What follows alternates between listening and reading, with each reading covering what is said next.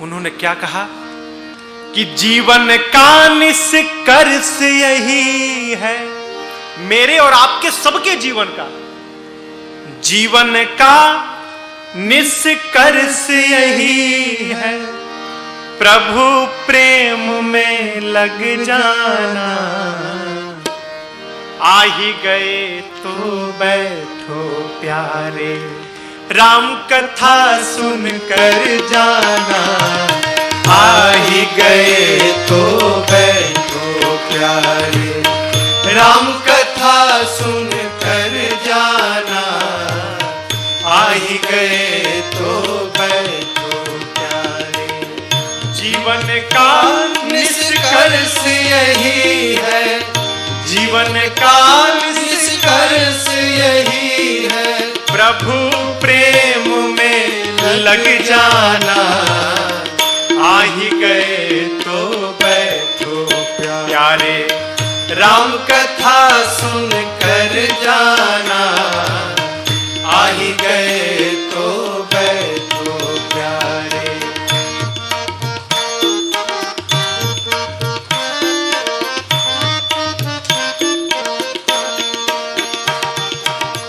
कथा प्रेम की पावन गंगा अविरल बहती जाए हो, अविरल बहती जाए। सकल लोक जग पावनी गंगा अविरल बहती जाए हो, अविरल बहती जाए।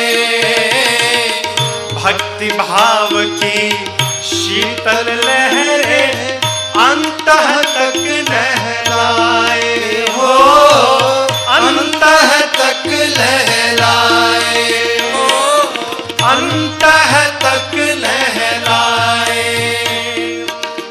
कुछ बातें हैं सुनने लायक, कुछ बातें हैं सुनने लायक, कुछ बातें गुन कर जाना।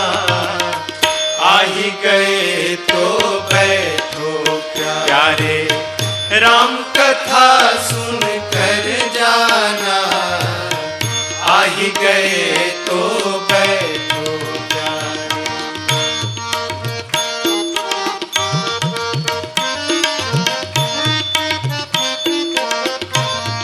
अब प्रश्न है कि कथा क्यों सुननी है? उत्तम बने विचार यही मतलब है राम कथा का, हो मतलब है राम कथा का, हो मतलब है राम कथा का।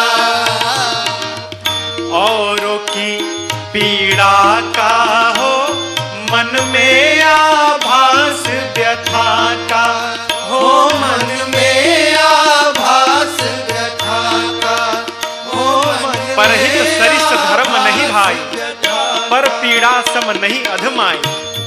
यही बताती है राम कथा। औरों की व्यथा का हो मन में आभास व्यथा का, हो मन में आभास व्यथा का। कुल परिवार ओढ़ ले प्यारे, कुल परिवार ओढ़ ले प्यारे, वो चादर बुन कर जाना। आ ही गए तो बैठो प्यारे, राम कथा सुन कर जाना। आ ही गए तो बैठो प्यारे।